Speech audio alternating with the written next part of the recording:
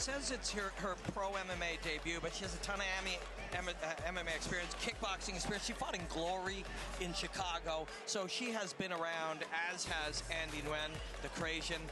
Let's do it, man. Ladies and gentlemen, our next bout is in the women's strawweight division. We'd like to give a special thanks to our premier sponsor, Legacy Records, the first ever record label to pay their artists, vendors, and contractors in cryptocurrency. And now, introducing to you first, the fighter to my left, a mixed martial artist holding a professional record, 6 wins, 8 losses. She stands 5 feet 4 inches tall, weighing in at 115.2 pounds. Fighting out of Jacksonville, North Carolina, presenting Andy the Crasian Nguyen. And now, introducing to my right, her opponent, fighting out of the red corner, a mixed martial artist making her pro debut. She stands 5 feet 2 inches tall, weighing in at 114.8 pounds. Fighting out of Atlanta, Georgia, presenting Crystal, the Bear Lawson. It's going to be a tricky one, guys. You see Crystal Lawson trying to edit her emotions. But if you edit them too much, you hesitate. If you allow them to come up too far, you overextend. Yeah, you know. Yet we're looking for an optimal state of performance.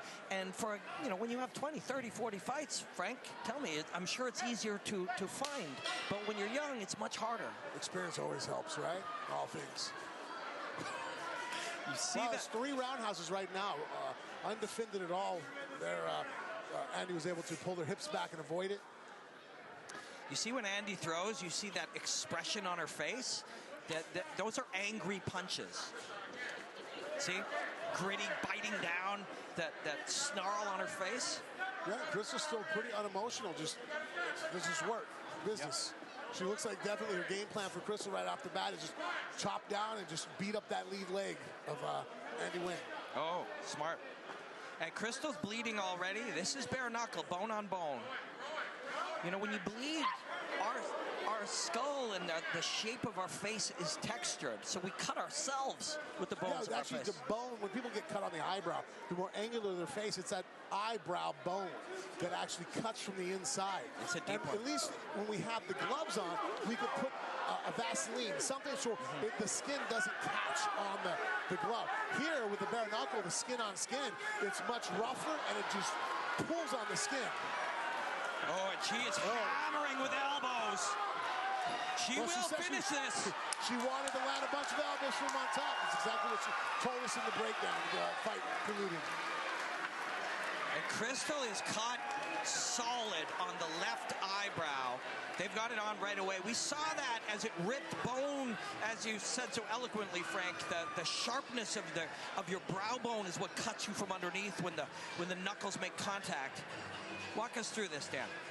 I mean, this is exactly what you expect to see when you get a bare knuckle brawl, 2 people that want to fight. There was a definite hand advantage for Andy.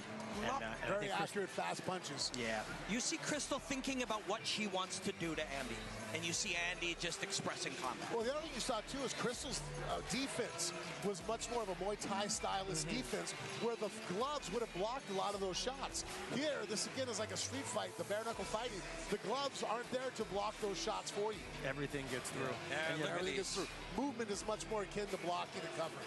Crystal came out looking for the kicks, and Andy was coming out throwing quick shots. Yeah. And you see her talking to her coach, turning the knuckles, turning. That's what digs. It just cracks it. It penetrates through the skin, rips. Bareknuckle is a different beast too. When you feel it, when you're hit, when you're hit with your hands, you feel the electricity jar through the forearm bones and through the flesh and the stabilizers. You know you're in a real fight. It's definitely more of a sprint than it is a marathon. You know, you're not going to take the low leg kicks and just try to put stuff in the bank for later rounds. I mean, later rounds don't come very often in this sport. I've heard it expressed at the high levels that fighting for the top people is a marathon of sprints. Poetic, Dan. I like it. This is so much fun. I hope everybody's having fun at home. Gamebred Fighting Championships 2. Let's go up to the ring announcer, Matt Perino.